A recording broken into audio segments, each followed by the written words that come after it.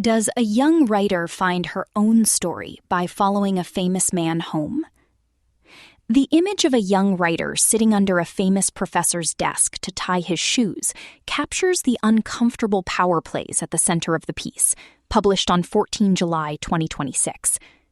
While the charismatic teacher is a staple of campus stories, the focus here is on the jagged hunger of a student trying to force her way into a closed world. It treats ambition not as a clean path, but as a series of messy trades where the line between being mentored and being used often disappears entirely. Written by Taja Issen in Defector. Narrated for Arva. Is there a story writers love to tell more than the one about how we became ourselves? Give me all of them. Your Künstlerromans, your campus novels, your NYCs, your MFAs. I didn't go to Iowa, but I've read so many recollections of the program that sometimes I think I might have. The pleasures of the genre arise in part from how its entrants play with certain tropes, the struggle to find one's voice, the anxiety of influence, the labor of constructing an identity, the implicit resolution promised by the book the reader holds in their hands. A key figure in this artistic coming of age is the charismatic teacher. The writing teacher is both a vision of a possible future and that future's arbiter, maybe the first authority to give or withhold permission for the student to keep going. The stakes of their pleasure or displeasure are high. This can make it easy to confuse the aim of the class, to write good sentences, with the teacher's gratification. A good teacher, writes Amiya Srinivasan in The Right to Sex, will get out in front of this confusion, seizing a student's desire and rerouting it toward its proper object, their education. You could fill a bookshelf with examples where that redirection fails, and the ensuing lessons confer an aesthetic and moral education of an entirely different kind. Julie Buntin's sophomore novel, Famous Men, is an audacious entry into this canon. The narrator is Wilhelmina, Will Miles, a budding writer from Greening, a fictional town in northern Michigan. Greening's best-known export is the great American writer Nathaniel Fellow, who teaches at a prestigious MFA program in New York. When Will discovers his poetry at 14, it dilates her sense of what life and art might look like. In Greening of the early aughts, a world of snow and skinned deer, of raw-eyed fathers and their identical boys, she feels constrained by tensions with her mother's predatory boyfriend, a high school rumor that dogs her after a party, her longing for proximity to art. Her hunger to escape takes Nathaniel as its object, not just his work, but the chance that he might be the father whose identity her mother has never revealed. By the time she finally makes it to his doorstep in her early 20s, his influence and her artistic formation have been intertwined for a substantial portion of her life. The two have a glancing meeting at a poetry reading, but their first real conversation, in Nathaniel's office, is rendered with the kinky tautness of Clarice Starling's initial interview with Hannibal Lecter.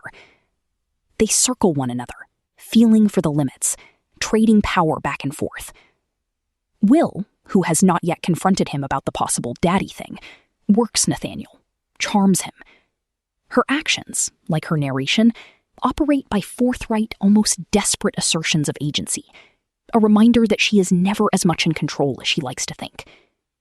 Of her own accord, she winds up under Nathaniel's desk to tie his shoes, turning her subjugation into a power play.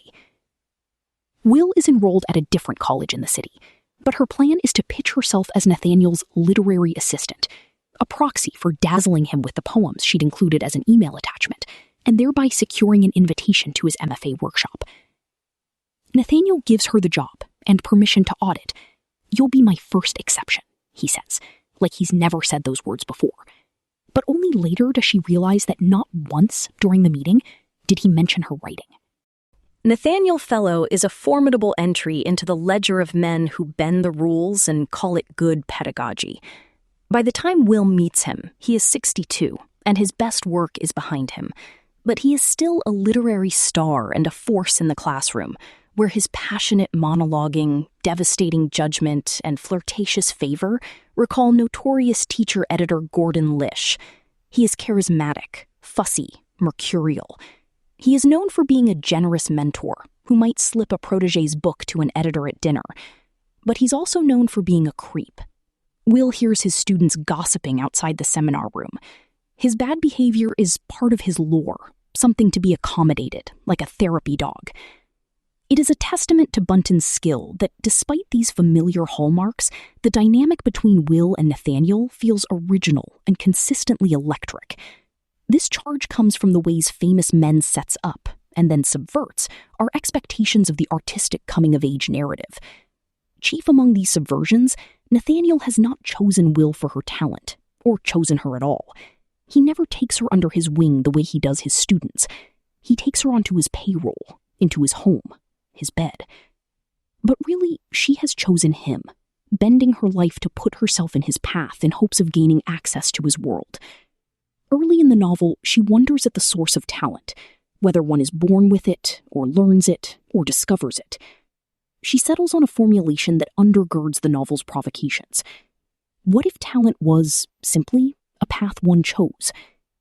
Will is single-minded in her pursuit of that path. She is determined to exact literary mentorship from Nathaniel, even when he seems reluctant to give it. His feedback on her work, at first painfully dismissive, is part of what she sees as their arrangement. Even as the boundaries between them warp and erode, she does not waver in her conviction that this man knows her better than anyone else, and that he must hold the key to her future self. Nathaniel clocks this doggedness in her, even encoding it with a nickname, Wilhelmit. It is a semi-literalization of Wilhelmina's etymology, desire and blunt force, a hard head. Coming from Nathaniel, it feels like both insult and endearment, but also proof of Will's hunch that all along he has been the one capable of truly seeing her.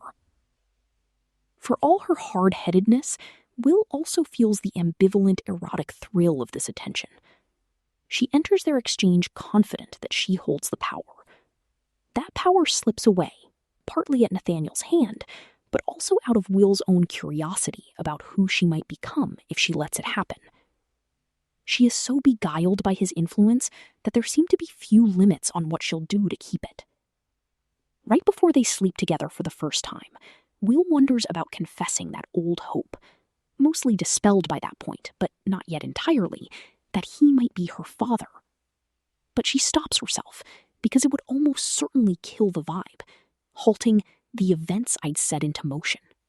It would have to. An unbearable pause. Then, wouldn't it? How badly do you want to be a writer? Would you fuck your own dad? The setup recalls Harold Bloom's Anxiety of Influence, in which the male writer, in trying to articulate his own poetic voice, is enacting a version of Freud's Oedipal drama, except instead of a son wanting to murder his father, we have a daughter who's willing to sleep with him. In this light, a hint of incest is less a transgression than a stage of, or a commitment to, artistic development, perhaps the purest possible form of praise famous men and our fathers that begat us. Despite her tenacious belief in her own agency, Will is of course tremendously vulnerable. She is a new transplant to New York, a broke student renting an abominable room, with a too friendly roommate and a heart condition that occasions regular and costly emergencies. She relies on Nathaniel for far more than a paycheck and feedback on her drafts. Her precarity adds another twist to her complicity. She isn't doing this solely out of fandom or ambition, but because she has few other options. Nathaniel may be grooming her, and Will may be exploiting him, but the two of them are also deeply lonely people who cultivate a genuine intimacy that hovers compellingly, unsettlingly, between the familial, the sexual, and the intellectual. When you don't come from privilege, a mentor can also be a tool for accessing spaces that would otherwise have shut you out. This is the case for Will, whose gambit eventually pays off when she becomes a published writer. But the influence and access Nathaniel provides are not inexhaustible resources. She can only outsource her development for so long before the bill comes due. In this case, a Me Too reckoning, many years into the novel's expansive timeline, forces Will to confront the personal and social fallout of her loyalty to Nathaniel. It can still feel jarring to encounter the movement in fiction, because its impulse to diagnose, even litigate, is at odds with the emotional complications that novels thrive on, especially this novel. But the inflection point feels naturalistic in this case, because it becomes part of the context rather than the engine of the novel's emotional or political logic. 2017 spurs questions Will would have had to face anyway about the cost of getting what she wanted. Some critics will take a book that engages with power dynamics and reflexively apply the label Me Too novel as shorthand for bad man, as if the hashtag were a literary movement or novels about male misbehavior originated after 2017. Famous Men has already attracted the descriptor at least once, though Buntin has said that she would not characterize the book as such. I agree. The book feels more like a case for abolishing the label altogether. Famous Men draws its power from how committedly it dwells in the spaces where agency and blame cannot be easily apportioned. The reader can be horrified by Nathaniel's manipulations or by Will's will, but shine the harsh light of condemnation on them and an essential truth disappears. This quality of influence can be seductive, even or especially when it is transgressive. Maybe that's even why it works. This is the volatile promise of the charismatic teacher, the great literary daddy. Maybe you can use him to get exactly what you want. If the reader gives themselves over to this possibility in the same way Will does, then they, like her, will leave the novel changed.